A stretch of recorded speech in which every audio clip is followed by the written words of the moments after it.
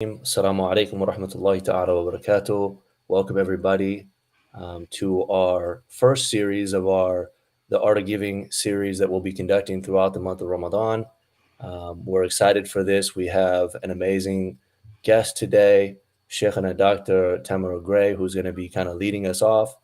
And I'm just going to begin with praising Allah subhanahu wa ta'ala. Alhamdulillahi Rabbil Alameen. والصلاة والسلام على أشرف المرسلين حبيبنا نبينا محمد وعلى آله وصحبه أجمعين ومن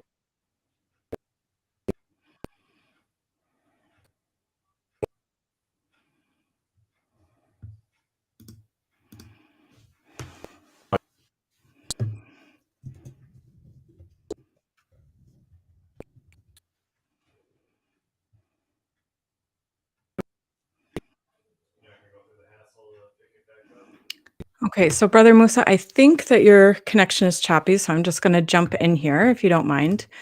So Brother Musa here is with ICNA Relief, and he is based in Seattle. My name is Shannon. I am the core team lead of the Minnesota Embrace chapter.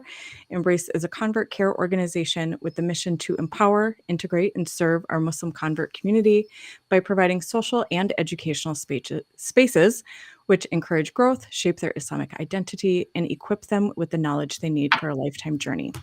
So today, with this theme of the art of giving, we're starting with the self. And we'll see throughout the weeks that we're kind of radiating from ourselves. And next week will be the family, and then our neighbors, and then the ummah at large. So today, alhamdulillah, we're thrilled to have Dr. Tamara Gray with us. So Dr. Tamara Gray is the founder of Rabita, an organization dedicated to promoting positive cultural change through creative educational experiences. She holds a doctorate in leadership from the University of St. Thomas, a master's degree in curriculum theory and instruction from Temple University, and she spent 20 years studying traditional and classical Islamic sciences, Quran, and Arabic in Damascus, Syria. Dr. Tamara Gray worked in the field of education for 25 years before moving into the nonprofit world. She is now the executive director of Rabita and its chief spirituality officer. Her work includes the daily nitty-gritty of project design, as well as support and mentorship of hundreds of women around the world. She is the instructor for more than 10 subjects at Rabita, also teaches at TISA. She teaches Rabiteens and contributes to curriculum development with those projects. Do we have her here? I know she's online. Can we bring her spotlight? There we. Assalamu alaikum. Alaikum assalam, rahmatullah. Is there anything else that you would like to say about yourself before we get started? Did I miss something? I giggle when you say chief spirituality officer because literally, I just love that. I saw that. I wish I could say I made it up, but I didn't. Oh. I saw it on Instagram one day. And I was like, this guy in a regular corporation called himself the chief spirituality officer. So I was like, I get to be a chief spirituality officer. So it's literally. I thought you did make it up. No, I didn't. I wish I did. Oh, well, as a homemaker, I call myself director of domestic affairs. Well, see, exactly. Yeah. Absolutely. So, Ante, what would you say? Well, let me take one step here. A lot of times we're kind of packaged with the idea of Ramadan is like the best or the ultimate self-development tool. You know, almost like, who's that guy? Tony Robbins or something, you know, the guy with like the big smile. Like he's about to package that in a 30-day to the best you book or something. Yeah. But, you know, like I like to have you here to kind of take that step back and like, what is the proper scope of the self in Ramadan? Yeah, that's such a cool. First of all, that question is so cool. Just even the phraseology of it. What's the proper scope of the self? I love it. So I really think that Ramadan is. I agree with the Tony Robbins thing to a certain extent, in that it is a free tool. In that it comes to us for free. I'm reading a book right now by Sheikh Bashir Albani, a scholar of the last century. And he says in there that Ramadan is the most valuable tool for the greatest effect at the cheapest cost. And so in that way of thinking, this idea that Ramadan comes to us for free. It doesn't always feel like free because we have to fast and we're praying and our schedule gets messed up and all of this stuff. But his point in that book is that as we approach Ramadan, just entering into it, just coming into it, we are soaking in the benefits of Ramadan. And I think that's where I would start, because when we enter Ramadan as though it is a self-development tool, um, outside of connecting it to its spiritual origins, I think we can crash and burn. And so I think the scope of the self in Ramadan is to know the self, number one, to really look at the self and say, where am I? Where am I in my spiritual journey? What do I know right now about Ramadan? What is my health and my schedule and my season of life? Very important one there, season of life. Give me as opportunities in Ramadan. And then how can I put effort, real effort into those things? So not crash and burn, real effort, but recognizing where we are in life so that we can see where we are in Ramadan. I think, I mean, even the Prophet ﷺ, we see him coming to Ramadan, or maybe I should say it differently, interacting with Ramadan differently over the years. His last year, when Angel Jibril came to him twice with the Quran, was different than earlier years. There are many reasons that the scholars talk about, but if we just think about it here in this idea of the scope of the self, there was a very important piece of the self there, which was the Prophet ﷺ, was his last Ramadan. And so it was critical that he does the Quran twice with Angel Jibreel. So what is critical for us, every Ramadan is going to change, depending on our spiritual growth, depending on our life season. And so I suggest to approach it with knowledge of the self. Actually, knowledge of the self makes it work. Yeah, I like that a lot. I mean, when you've been Muslim for decades, and for those who are born Muslim, you see that you have like your little kid Ramadan where you're like, I get candy and I'm doing this, and you're a teenager and young adult where you can do all the things. And then you start having kids and you can't do all the things, and that just kind of ebbs and flows. And I was talking to somebody earlier today and I said, some Ramadans are boot camp Ramadans and some are like spiritual retreat Yeah. Ramadans. And so we just have to kind of assess, which one is this? Is there a lot of outside forces that are dictating how this looks? I'm interested in that, what you just said. You said that because in a way you juxtaposition them, and maybe that's not what you meant to do. But what is the difference between a boot camp Ramadan and a spiritual retreat Ramadan? How do those So look different? I guess the way I was thinking of it is boot camp Ramadan, you're going to get stronger whether you like it or not. Gotcha. Spiritual Yes. retreat Ramadan is like that breath of fresh air when Yes.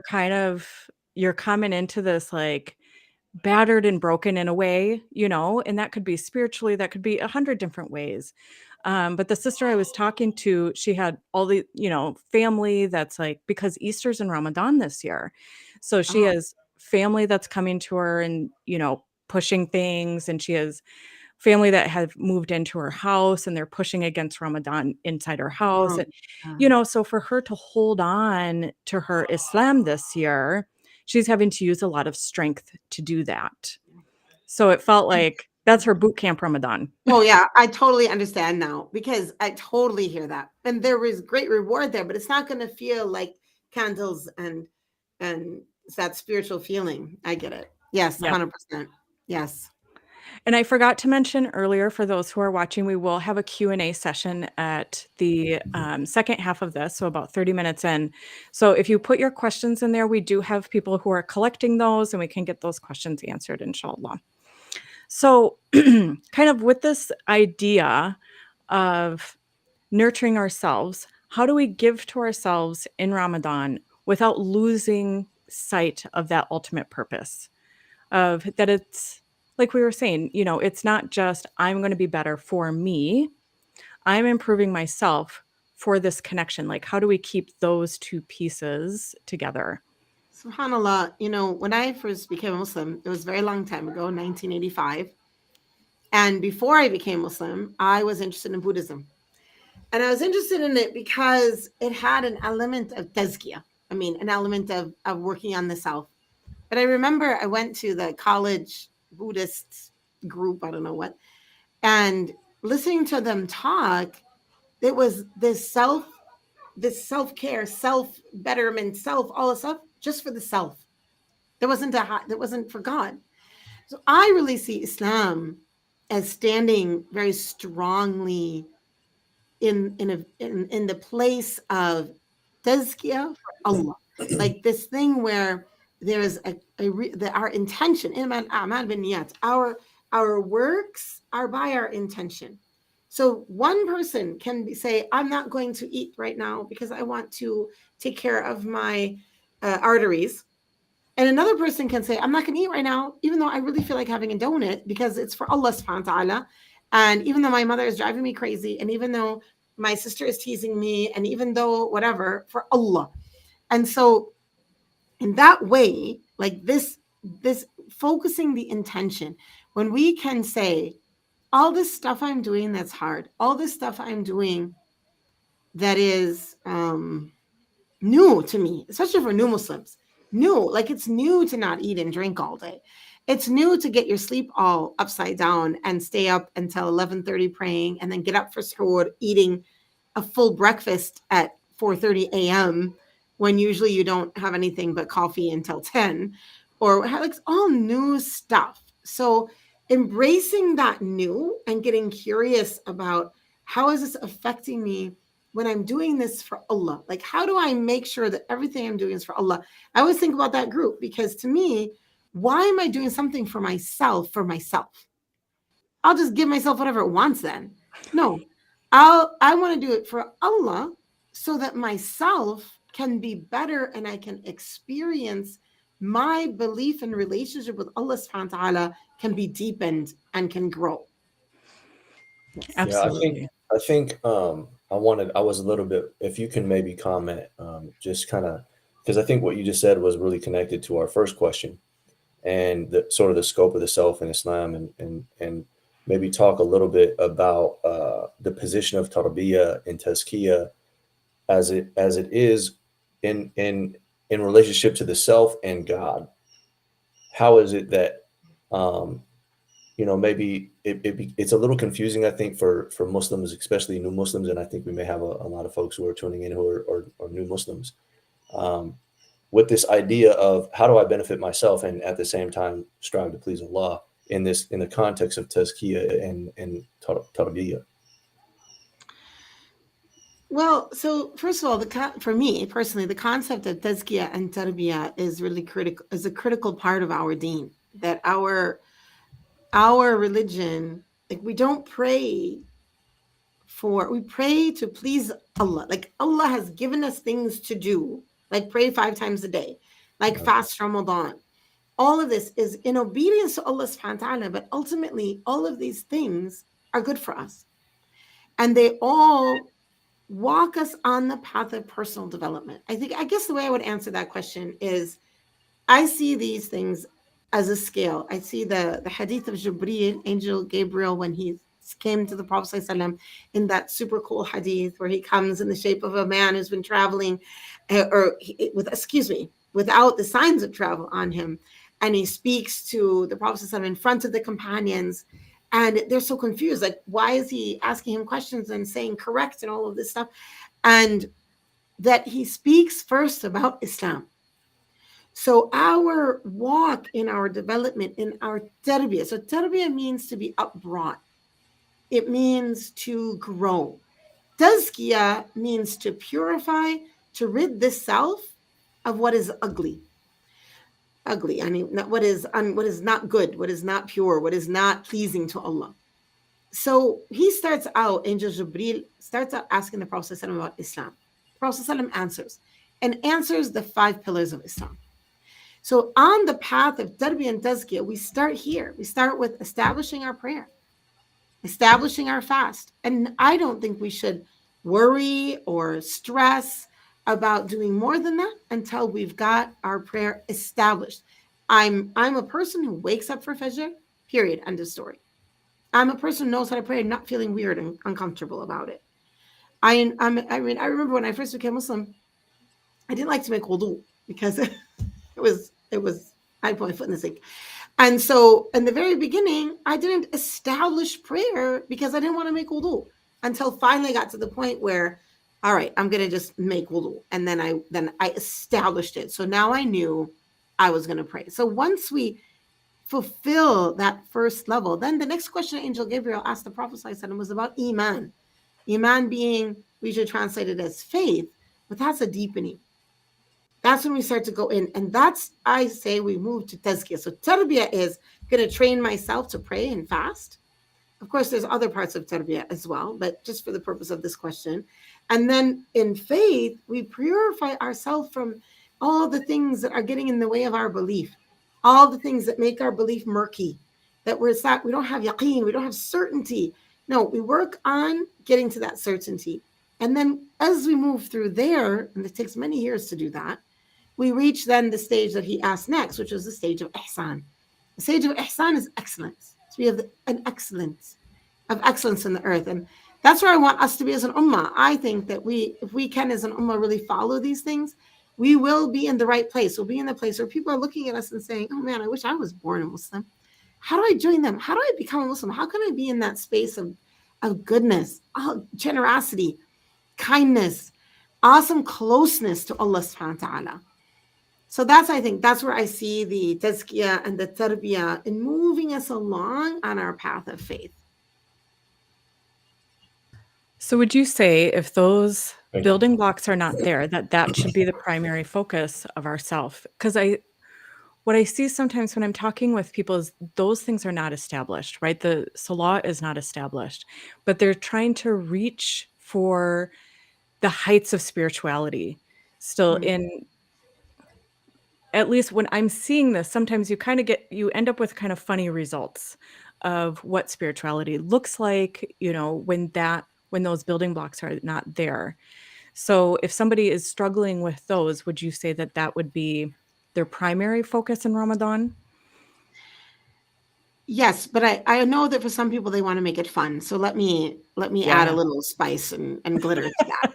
Let's do it. So I do, yeah. So the basic answer is yes. I think if you're struggling with prayer, like that's what I said in the beginning, know yourself. If you are a person who hasn't established prayer yet, you're struggling to get up for Fajr, you're struggling to pray at work, you're struggling to pray in front of your parents, whatever it is, make that, along with fasting, of course, the priority of Ramadan.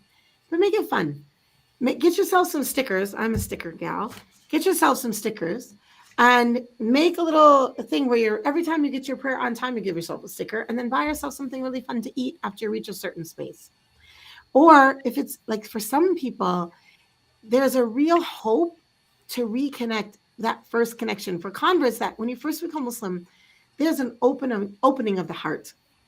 And then it can feel like, wait, what happened to that? I want that back. And so there's this striving to, what can I do? What can I do to make that happen again? And sometimes people move into extremism, I don't mean extreme doing, extreme things. Zealousness, yeah. Like a period of zealousness, yeah.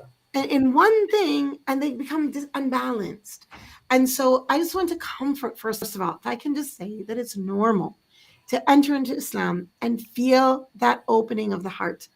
And it's also normal to feel it close later because now you know what to work for. So don't panic about that. It's part of the process. It's part of the path. And know, with a capital K, that until the furud, the pillars, the prayer and the fasting are established, we're not going to reach those heights of spirituality that we're hoping for. Now, will we get a special gift from Allah? It's a gift? Yeah, sure, because Allah is generous. So you might get a whiff here and a whiff there, but to really reach it, establish those basic things and make it fun by rewarding yourself, acknowledging that you're doing awesome. Don't get imposter syndrome. Acknowledge, instead of saying, but I missed a prayer last week, say, I haven't missed a prayer since last week. Like, think about it in a positive way. Recognize that Allah subhanahu wa ta'ala is Ar-Rahman. Fulfill the duty to Allah and rely on His mercy. Do both of those together. Perfect. I love that. We have one question that came in. How do you prioritize self-care when you have so many responsibilities and obligations towards others? Yeah. Well, first of all, can we just take a minute and define self care and recognize that the words by themselves mean taking care of the self, and the the self that we have is both a temporal self, the self of this world, this moment, this hour, this day when I'm feeling exhausted, or maybe I feel bitter, or maybe I feel all the feelings I feel. And the self is also the eternal self, the self that is hoping for great reward in the next life. And then there's also that in between self, the self that is in the temporal world, but is mature, has matured and grown and developed. So when we're thinking about self-care, I want to start by saying, remember that it is a whole life, not a moment. And that our time we live in a time of great individuality and great individualism, individualism, and really telling us again and again, take care of yourself, take care of yourself, take care of yourself, you're tired, you're tired, you're tired, you're tired. People are walking all over you. People are your help. Why are you serving? Until we start to believe that we're never going to be able to take care of ourselves because we're taking care of others. But I would like to propose an alternative viewpoint paradigm, which is that in taking care of others, it's the ultimate care for ourselves. That when we're caring for those little children, when we're caring for a husband, we're caring for a wife, when we're caring for a parent, caring for a neighbor, caring for a student, caring for a colleague, going outside, stretching ourselves a little bit, we are caring for our long-term self. We're growing our future in this life, but we're also growing the next life. Now, that being said, that doesn't mean that we don't recognize our boundaries. I do think that we should know that when we reach a certain place of tired, we're not serving anymore. We're just bitterly slapping things on the table. And so, before we get to that point, we have to be honest. This isn't only self care, this is honesty and saying, I'm tired. I need help. It's not shameful. I need help with this. And I need an hour, or I need a day, or I need half a day, or whatever it is that you need to replenish the feeling of, to sleep, maybe actually, maybe just to sleep, or maybe to sit alone with your Quran, or maybe to go see a friend if you're a person who's really missing adult conversation. I know when we have little children at home, we can be like, can anyone say anything other than B is for bear right now? And so to find that adult conversation for that moment, those that day or half a day is really important to recognize when we need it. And all of those things are good and a blessing. But I want to caution us against seeing the giving that we do as something outside of self-care. It's also caring for ourselves, subhanAllah. It really is. And there's nutrition in it and energy in it as well. Yeah, and I think that goes into our last, the other question, right, Shannon, about how do we how do we stay compassionate with ourselves as Muslims, right? Mm. You mentioned Buddhism earlier, and I think that there's a lot of talk about that over there, and so maybe not so much in Islam. However, it is a big, huge concept in our tradition as well. And so maybe how does that look? How does it look to sort of be easy on yourself and still be accountable at the same time? Well, okay, so to be compassionate with the self and to hold yourself accountable, again, I have to go back. I'm really right now, this is a stage of my life where I'm really insisting that we have to know ourselves. Because, and Imam Ghazali, of course, talks about this and Yes. talks about the importance of when we know ourselves, we can walk on this path. And the problem is, if we don't know ourselves, we don't know what we need in that world of compassion. So, what is compassion for the self for you, for example, might be very different than what it looks like for me because my needs are different than yours. So, if we don't know what we need, we can be trying hard to fulfill what our society tells us, even our Muslim community tells us is compassion for ourselves, and never feeling fulfilled. So, for example, I am a person who I really like people. I like to be around people. I like to talk to people. Alhamdulillah, like it's a blessing for me. I really enjoy it. So it is not compassion for me to myself. to do tarawih at home every day, even though I actually also love to pray tarawih at home every day. I do enjoy that. So I have to find this space where which is compassion, which is good deeds, and where are these two joining? And I can only know that if I take time to figure out what is working for me. Now, of course, before I say that, before I walk that path for myself, I want to recognize that there is wisdom, always wisdom and compassion in the way of the Prophet ﷺ. So if something is a sunnah, then I'm going to look at that carefully before I decide I want to do something else for myself. So in the way of tarawih, for example, tarawih is a sunnah prayer. Now, I want to say, if you're still struggling with fasting, choose fasting first. Don't say, oh, I'm going to pray tarawih, but I can't fast and pray tarawih, so I'm not going to fast so I can have the energy to go to the mosque at night. No, fasting is the farad, so we start there. We do that fasting. And that's part of having compassion for the self. Choose what is important first. Fulfill what will please God first, and then do the next thing. So let's say we're not at that stage. We're fasting easily, and we want tarawih is something we want to do. Okay, so there's tarawih at the masjid in jama'ah, in a group, and there's tarawih at home by yourself, and there's tarawih in a small group, maybe with a family or with some friends. Like, there are many ways to do tarawih prayers. Here is the beautiful place where you can say, what do I need spiritually? Am I teaching all day long and I really need some time alone? So maybe I am going to stay home and pray it alone. Maybe I do that day 1 and day 2, and day 3 I just fall asleep and I don't do it. Well, now maybe I need to change my sense of compassion for myself and say, I'm not going to do it if I'm sitting home. So I'm going to invite friends over because I really can't. Maybe a person is feeling they can't drive to the masjid or it's too much for them. Or is it the opposite? Do they start out saying, no, I'm going to go to the masjid, I'm going to be with people, I'm going to be with Muslims, I'm going to have that strength. And then a day comes when they can't do it. Now what do they do at home? So I feel like I'm answering this in a very complicated way, and I apologize because compassion shouldn't be complicated.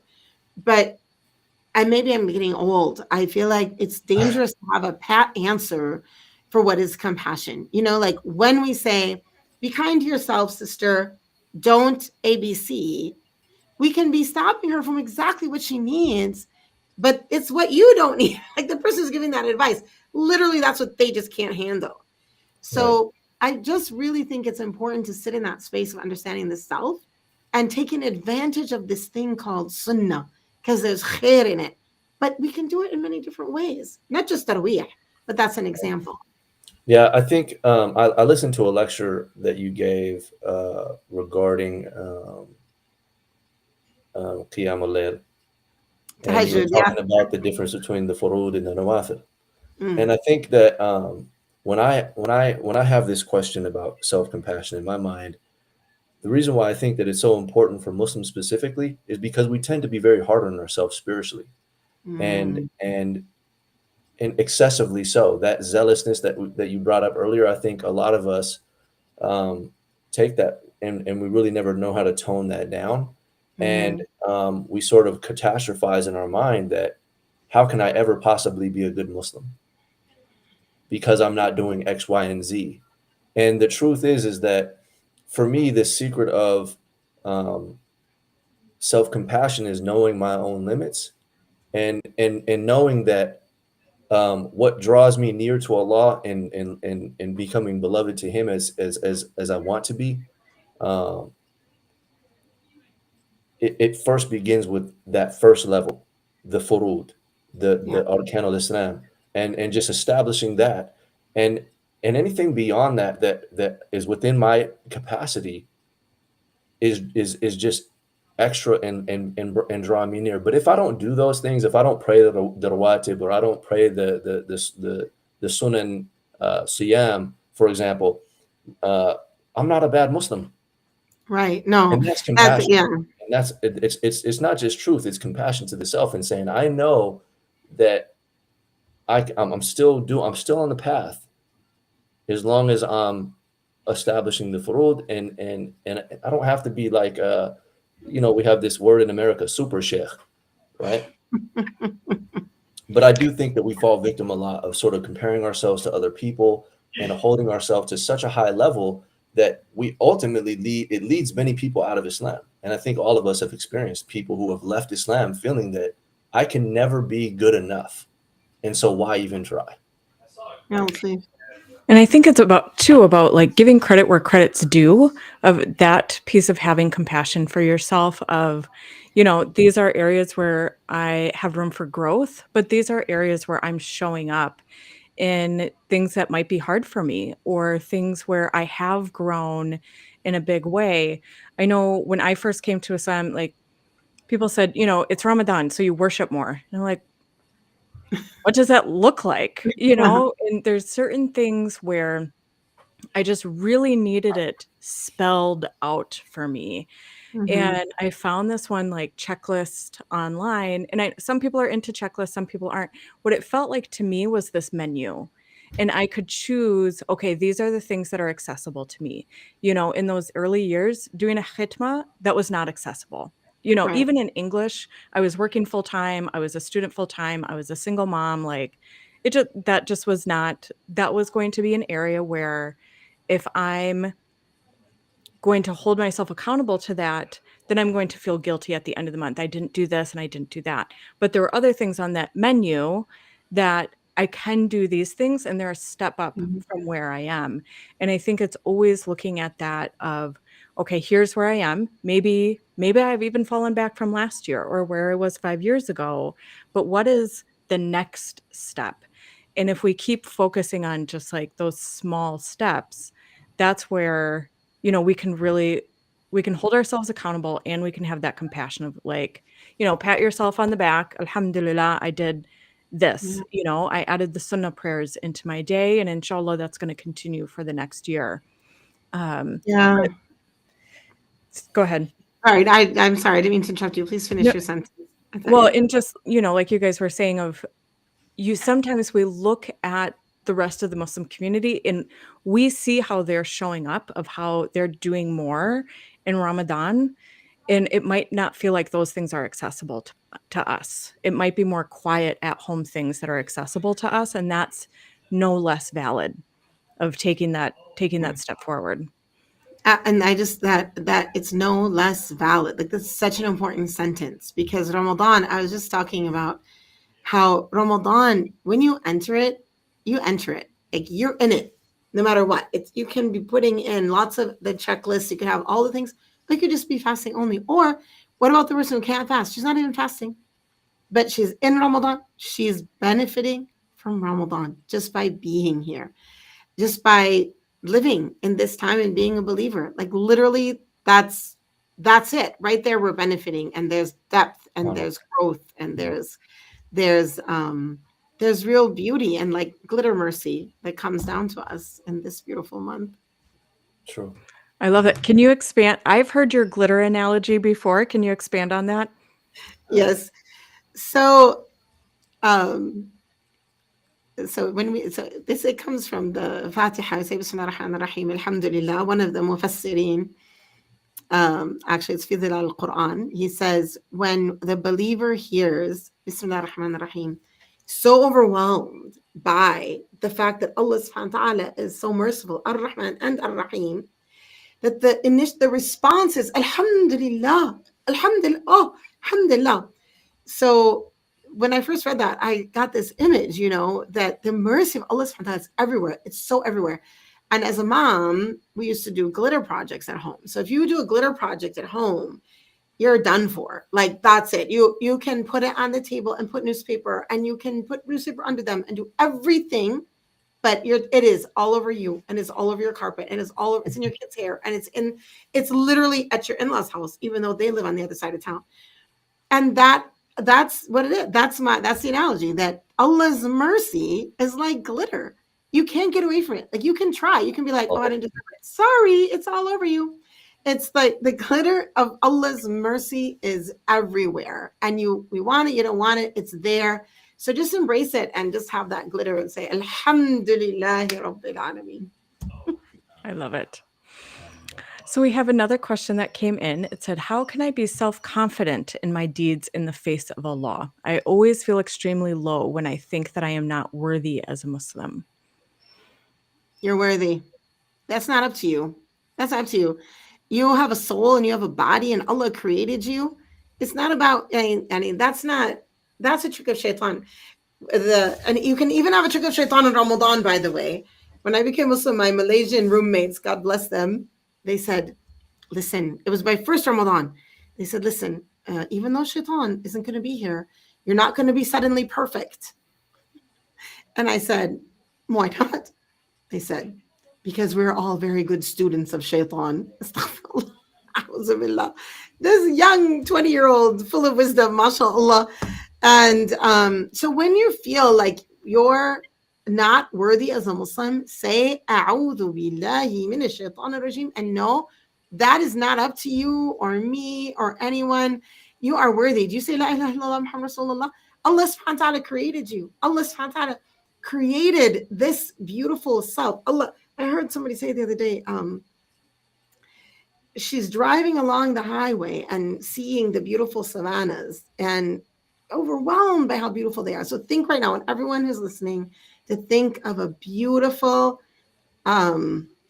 scene that you see, mountains or an ocean, something that you see that you love. For me, it's the autumn. I love it so much. I get overwhelmed by those leaves. I look at them and I just can't. Or cherry blossoms, for example. What do you see that just overwhelms you with beauty? The one who created that created you. And the one who created that beauty and created you chose you to receive irada, to be able to be this one who can choose to worship him. So never allow yourself to say, I'm not worthy. You're worthy. Khalas, just move forward. Alhamdulillah. Yeah, and you say, I mean, Allah made the cherry blossoms and Allah made me. Whatever it is that you are excited about. Yeah, this also is connected to another question that came up about anxiousness and being. So the question says, I always feel like I have this anxiousness in my heart and my mind and feel overwhelmed with various thoughts, especially during prayer. How do I combat that restlessness in my heart and quiet my mind? Okay, so I'm a very pragmatic, practical person. So pardon me if I start out my answer with very practical things and not sort of the candles and all of that. First of all, do your best to pray your prayer in the first 15 to 20 minutes of that prayer. I know it can't always be, but when you can, do your best. So that's one thing that's going to help, to start praying that prayer in the early time, not leaving it to the very end. Second, when you stand to pray, before you say Allahu Akbar, this is just a practical tip. We know that Allahu Akbar, like we learn in class about prayer, that when we say Allahu Akbar, we're saying God is greater than all things and moving into the prayer, right?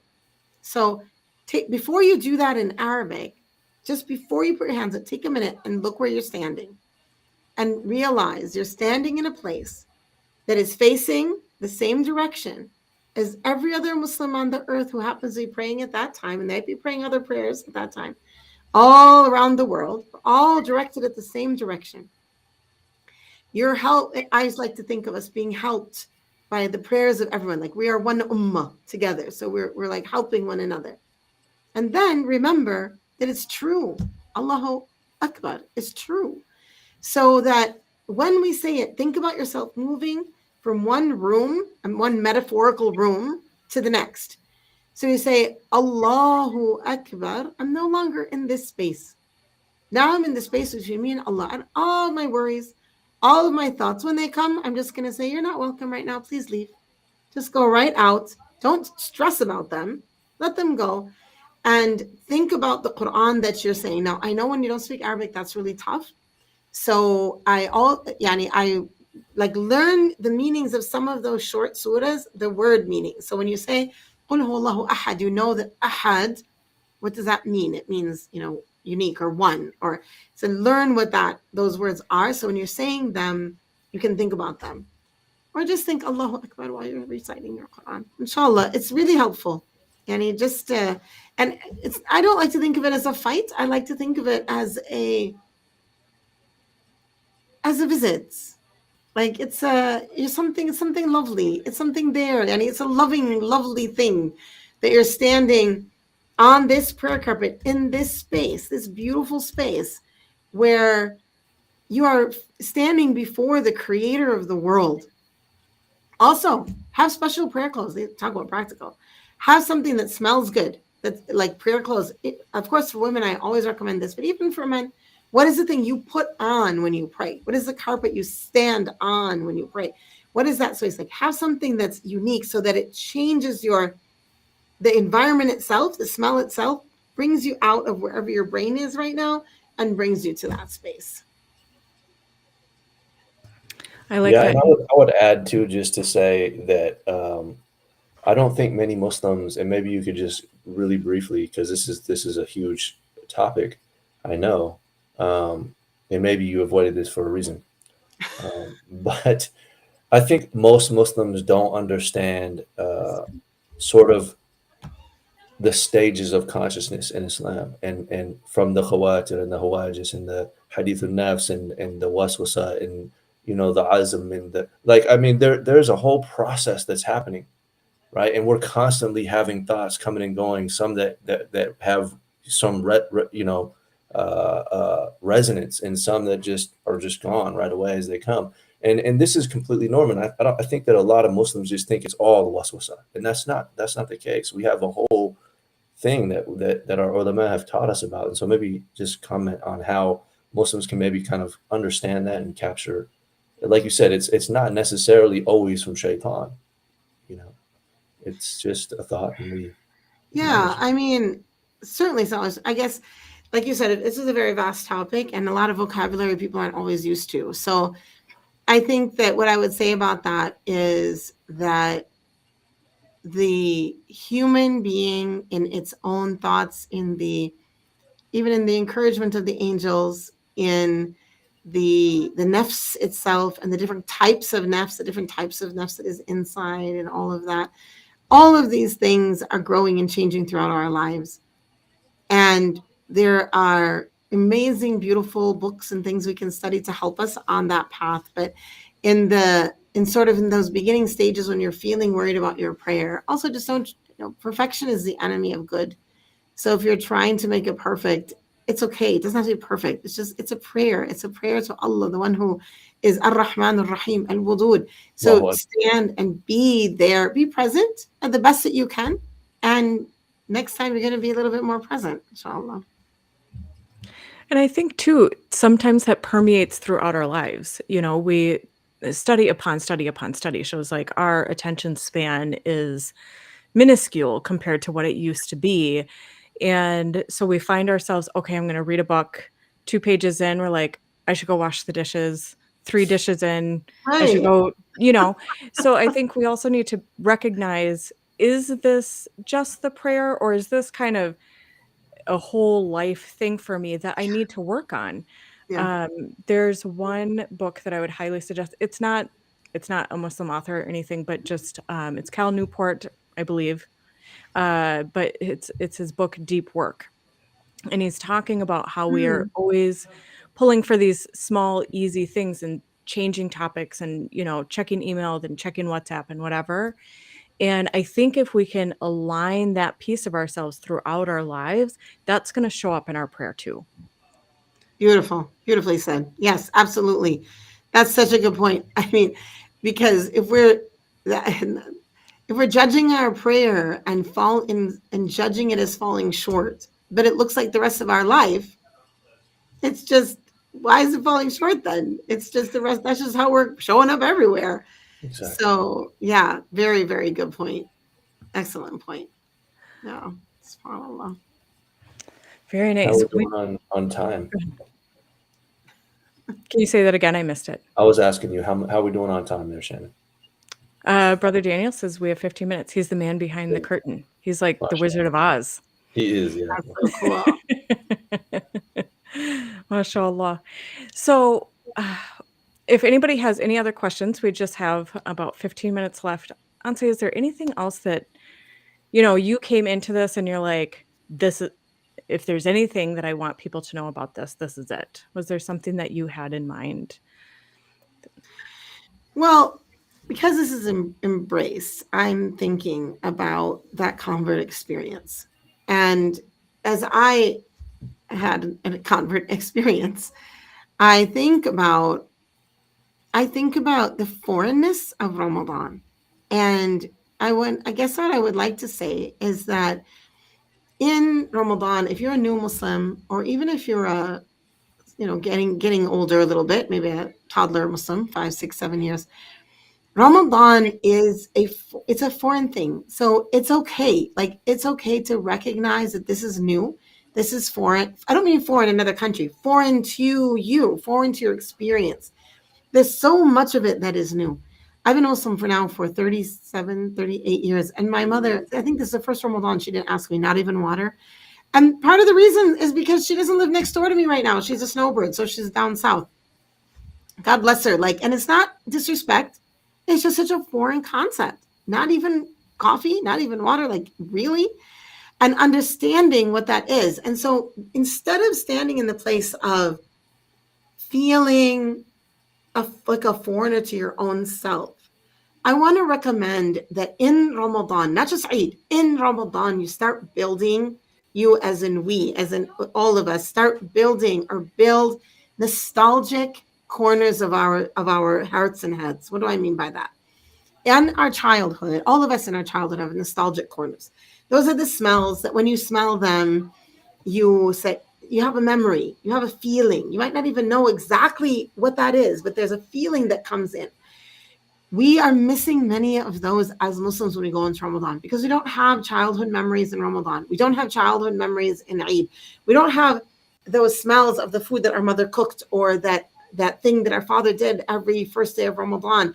We have nothing. It's blankness. And often when we are mixing in a culture, whatever it is, whatever the majority culture is at the mosque that you might go to, that culture doesn't have self-awareness of what their traditions are. And very often, if that culture has come over to the United States, even those original culture things have dissipated and kind of disappeared. So they're hiding out at home a little bit, but they're not really there. So my recommendation is make your own. Bring forward things you like. So I love cinnamon rolls. I like the smell of cinnamon, and I hate waking people up. So what I always did is I made homemade cinnamon rolls every year for the first night of Ramadan. Every single year I would make them, and I'd put them in the oven, and all the kids would wake up because it smelled at 3 o'clock in the morning. The whole house smells like cinnamon rolls, cinnamons, and they were like walking like that bird in the commercial, my nose, following my nose thing. And it was awesome. And my daughter is now 30, oh, I don't know, 32 or something like that. She's in her early 30s. 30. And this Ramadan, she made cinnamon rolls that were sugar-free for me, because I'm trying to avoid sugar.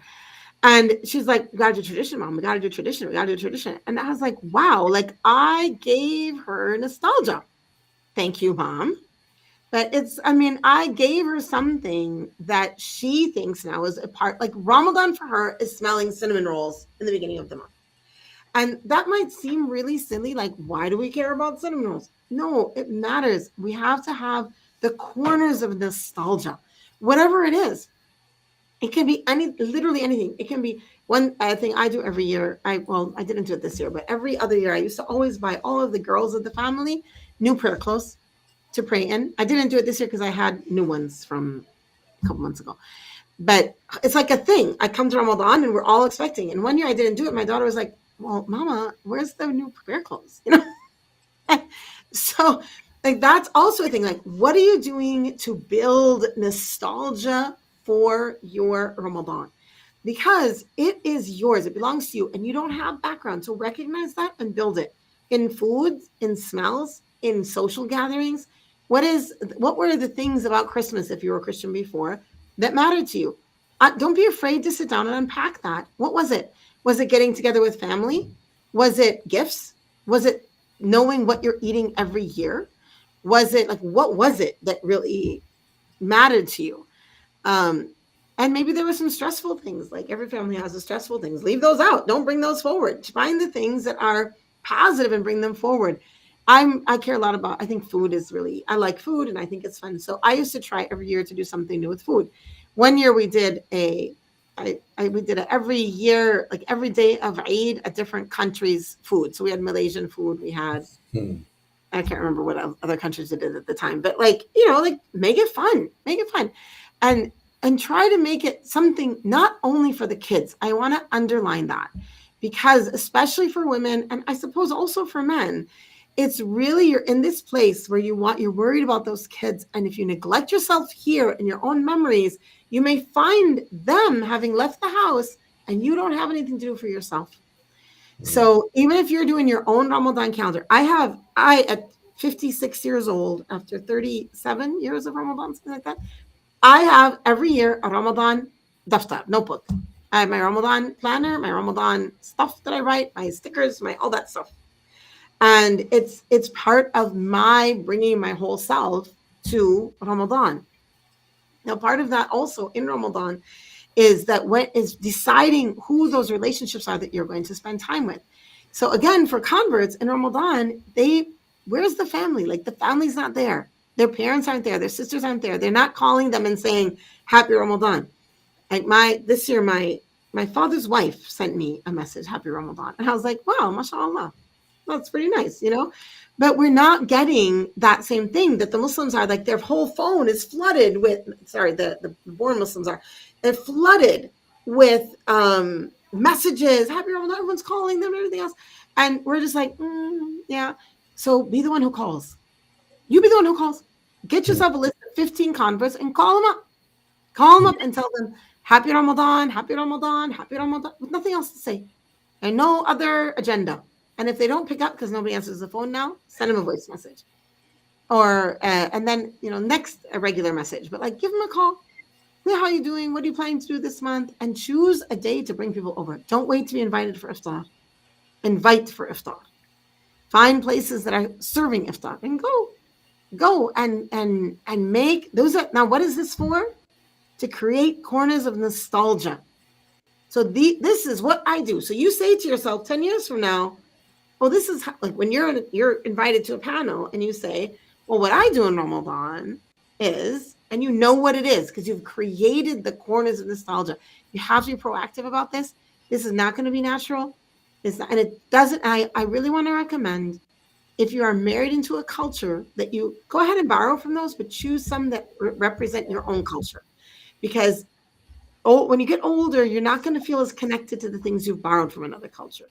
So one thing for Eid, I always did for my kids is we did the gifts appearing, so like how gifts appear with Santa Claus. Of course, Santa Claus is a big lie, the big conspiracy lie. But I would go shopping with them, and then I wouldn't let them see their Eid clothes, and they wake up in the morning, everyone had their corner with their Eid clothes out and a little gift. And as they grew older, they started buying stuff to put in the piles. So, but it remained a nostalgia thing, that it wasn't only about the kids. And that's really important. I'm not saying don't do things for the kids. Of course, I'm not saying that. But I'm saying remember yourself in the midst of that. Remember yourself to create those corners of nostalgia for yourself. Yeah, and I just wanna underline, you said this, but that it's not gonna come natural. It took years Yeah. for me to start feeling like this was my holiday and not just like a Tuesday where I'm not working and we're gonna go eat somewhere. Um, and then also another thing that, I guess I've always been a mom. Well, when I came to Islam, my daughter was 7, so it's like you hit the ground running, and it does become about your kids if you're not really careful. And then when their Islam is kind of ebbing and flowing, you're on this tidal wave. So if you connect your Islam to your husband, to your kids, or whatever, if it's not connected individually, you're you're in for a big ride, and you're not always going to like where that's taking you. I do have one last. We just have 5 minutes, so maybe like 2 minutes, and then we'll end with a dua. We have one question. What is your advice on dealing with loneliness during Ramadan?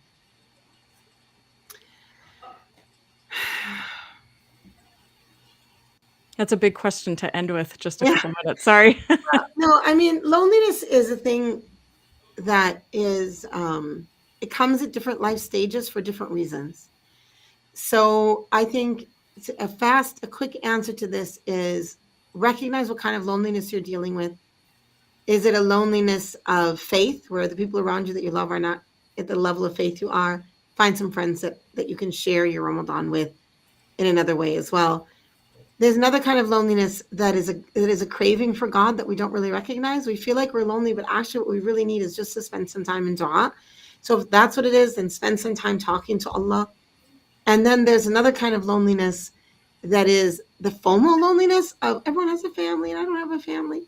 And it's okay. Every year we have seasons of life. So don't talk yourself out of happiness by saying I'm not happy because I don't have what other people have. Be happy with where you are right now. Enjoy that as much as you can, because a day will come when you might say to yourself, "Oh, I just need 5 minutes alone." But you got 5 kids and a husband and in-laws and sisters-in-law and brothers-in-law and a couple of cats and chickens and who knows what else. So Yes, I love that. I love that. Brother Musa, do you want to close us out with a dua? Sure. أعوذ بالله من الشيطان. سبحانك اللهم وبحمدك أشهد أن لا إله إلا أنت أستغفرك وأتوب إليك. اللهم تقبل منا صيامنا وقيامنا وتلاوتنا وتجعلنا من أهل الجنة وتحفظنا من النار. اللهم نسألك أن تجعلنا من الذين يدخلون الجنة بباب الريان. اللهم اغفر لنا وللمسلمين والمسلمات والمؤمنين والمؤمنات أحياء منهم والأموات.